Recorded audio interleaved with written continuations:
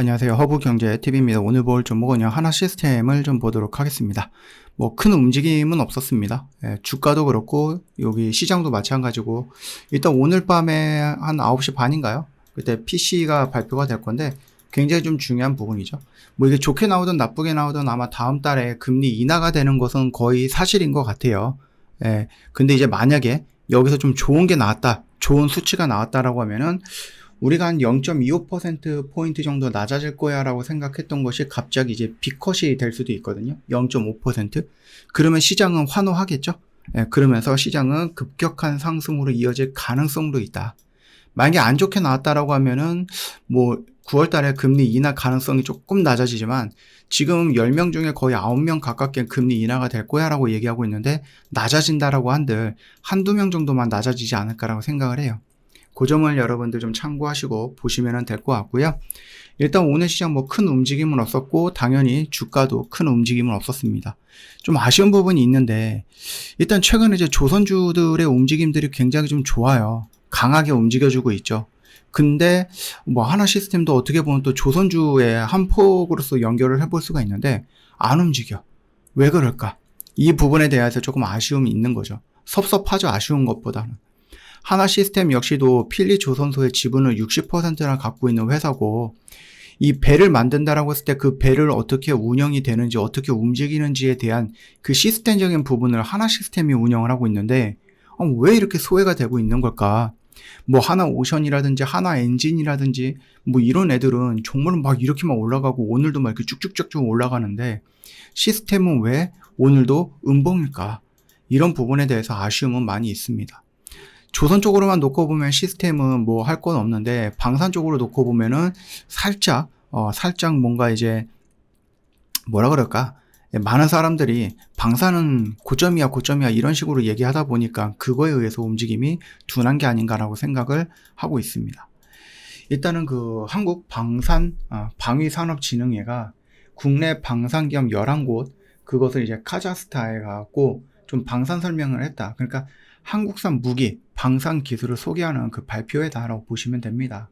거기에서 뭐 우리나라 장갑차, 우리나라 뭐 전차, 미사일, 뭐 현무 같은 거죠. 그 다음에 뭐 이제 천궁이라든지 이런 것들 놓고 본다라고 했을 때 뭐 전투기도 있겠죠.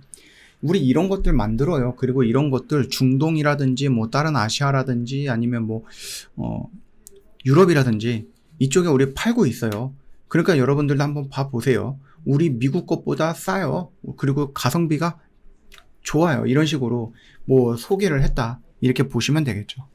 그리고 오늘 방위산업발전추진단이 대통령실에서 새로운 회의체로 만들고 첫 회의를 진행을 했다고 합니다. 결국은 이제 한국 방산발전과 수출을 총괄하는 정부 차원의 컨트롤 타워다라고 여러분들 보시면 될 것 같거든요. 보통 이제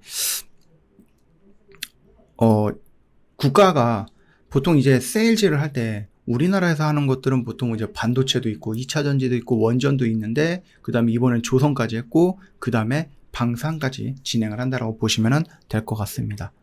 일단은 이게 뭐 정치적인 색깔을 나누는 건 아니지만 기본적으로 민주당에서 누군가 대통령이 된다라고 했을 때 아무래도 좀 보수적인 정당보다는 이 방위라든지 안보 이런 부분에 대해서는 말을 조금 아꼈던지 아니면 하고는 있는데 그게 최우선순위가 되거나 그러지는 않았던 적이 많았죠. 우리나라 역사를 놓고 본다라고 하면은. 근데 그런 건 상관없이 돈 되는 거는, 해야 되는 것은 다 한다라는 기조의 이번 정부 때문에 이 방산 부분에 대해서도 굉장히 좀 긍정적으로 생각을 하고 있고, 일단은 뭐 이렇게 새로운 회의체어가 만들어져서 방산, 우리나라 지금 방산 기업들한테 뭔가 이제 도움을 주고자 하는 것들 나쁘진 않다. 이번 정부는 이제 우리가 방산 수출국으로서 지금 9인가 그럴걸요, 아마?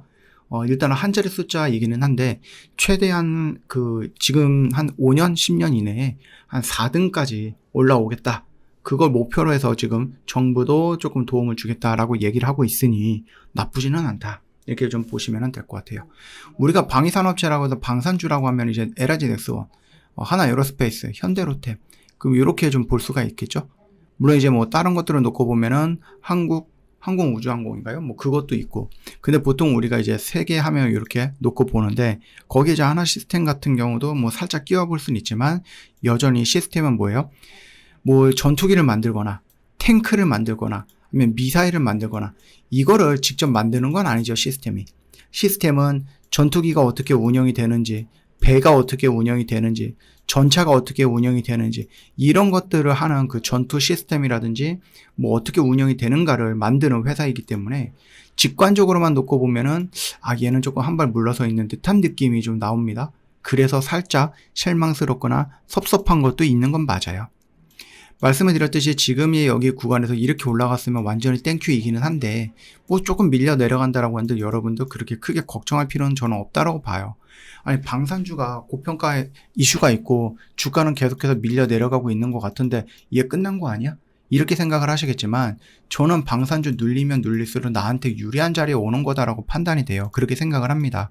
그렇기 때문에 여러분들 물론 내가 오늘 들어가서 일주일 이내에 먹고 나올 거야 라는 관점으로 접근했다라고 하면은 뭐 빠르게 도망치거나 정리를 하는 것도 맞겠지만 나는 방산이라는 이 업황을 좀 길게 놓고 보면은 정말로 도움이 될 거야 라고 생각을 해. 특히 뭐 러우 전쟁으로 인해서 얘네들이 휴전을 하거나 종전을 하면은 더 이상 우리나라 방산은 설 데가 없다 뭐 이런 쓸데없는 얘기들도 나왔거든요. 뭐 찌라시는 아니고. 근데 어떻게 됩니까? 러시아가 지금 요구하는 것들은 뭐 젤렌스키가 우크라이나가 받아들이기 조금 어려운 부분이고 최근인가 오늘인가 어젠가 뉴스를 보니까 러시아가 또 우크라이나 수도를 또 공격을 했다라고 하네요. 그래서 사람들이 좀 죽었다라고 얘기가 나오는데 이게 평화를 요하는 그런 나라가 하는 행동이냐. 일단 트럼프도 이 부분에 대해서 조금 짜증 섞인 얘기들을 하고 있죠. 그리고 좀 더 과격한 발언으로 침략국의 본토를 공격하지 않으면은 휴전이든 종전이든 이 전쟁은 멈출 수 없다 이런 식으로 얘기하다 보니 어떻게 될지 몰라요. 갑자기 막 확전이 될 수도 있고 지금은 뭐 이렇게 잠잠한 그 흐름인데 갑자기 우크라이나가 미국의 좀 도움을 받아서 러시아 본토로 막 미사일 날리거나 그럴 수도 있다. 예. 물론 이제 휴전이 된다라고 한들 그걸로 인해서 우리가 팔 수 있는 구간이 줄어들었다라고 보기는 어렵습니다. 오늘 보니까 폴란드가 사상 최대치의 뭐 그거를 국방비를 놓고 보니 어마어마하죠. 예, 4.8%의 국방비로 나토 1위를 책정을 했다라고 합니다. 그러니까 계속해서 뭔가를 이제 사드리겠다라는 얘기죠. 왜냐면은 이게 러시아가 여기 있고요. 이 러시아가 있고 여기가 우크라이나가 있고 여기가 폴란드가 있거든요. 근데 얘네들이 이렇게 와갖고 이거를 먹었어. 그러면 이제 바로 옆에 있는 폴란드는 어떻게 보면은 제2의 우크라이나가 될 가능성도 염두에 둬야 되는 겁니다. 물론 이제 우크라이나 영토가 아직 더 많이 남아 있기는 하지만 지금 러시아가 원하는 것들을 놓고 보니 우크라이나는 뭐 나토 가입도 안 돼, 미군 주둔도 안 돼, 너희들 뭐 이제 자력으로 뭔가를 하기 위해서 이제 군인들을 키우거나 이런 것들도 제한해야 돼 이런 식으로 얘기하거든요. 예. 그리고 계속해서 젤렌스키를 가지고 정통성이 없다라고 얘기하면서 투표를 다시 해라. 그래서 새로운 대통령 만들어라. 그래서 정통성을 가지고 나랑 협상하자. 이런 얘기인데 결국 이거 뭡니까? 젤렌스키 가고 친러 세력, 친러의 대통령이 탄생을 하고 내가 원하는 대로 우크라이나는 러시아의 속국이 돼서 내가 시키는 대로 해야 된다. 이 논리잖아요. 이게 쉽게 종전이 되겠습니까? 안 되죠. 그렇죠? 자, 어찌되었든 간에 하나 시스템은 살짝 아쉬워요. 우리가 방산 부분에 대해서 너무나도 위축되고 있는 부분들이 있어서 조선 부분의 그 이런 흥행이라든지 이런 것들에 대해서 좀 가려져 있는 부분이 조금 있어서 아쉬운 부분은 맞지만 그럼에도 불구하고 여러분도 시스템이 밀려 내려가거나 옆으로 조금 이렇게 좀 지지부진한 모습을 보여준다라고 해서 이걸 굳이 여러분들이 도망갈 필요는 저는 없다라고 봅니다. 참고하시고요. 저 허브경제TV 공식 채널을 보시면 정말 중요한 것들 깔끔하게 정리해서 올려놨는데 이제 여러분들이 이 내용을 보고 이걸 또 어떻게 해석을 하고 어떻게 접근을 하고 또 어떻게 매매를 해야 되느냐 이 부분에 대해서 여러분 또 이제 궁금하실 수 있잖아요. 그리고 잘 대입을 못 하실 수도 있고 저 허브경제TV 이벤트 진행을 하고 있으니까 이 기회 놓치지 마시고 한번 오세요. 오셔가지고 허브경제TV는 이런 재료를 가지고 이렇게 해석하고 이렇게 접근해서 이런 결과물을 만들어내는구나.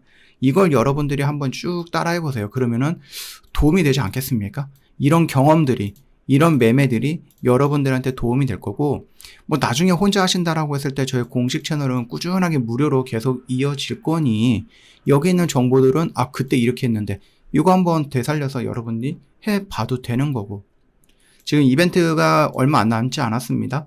저희가 여러분들을 위해서 준비했던 자리가 몇 개 없어요. 다 팔렸어요. 그래서 요거 몇 개 안 남은 자리 곧 마감이 될 수도 있으니 놓치지 마시고 빨리빨리 들어오셔서 여기 있는 것들 다 챙겨가셔라 라고 말씀을 좀 드리고 싶습니다. 오늘 하루도 정말 고생 많으셨습니다.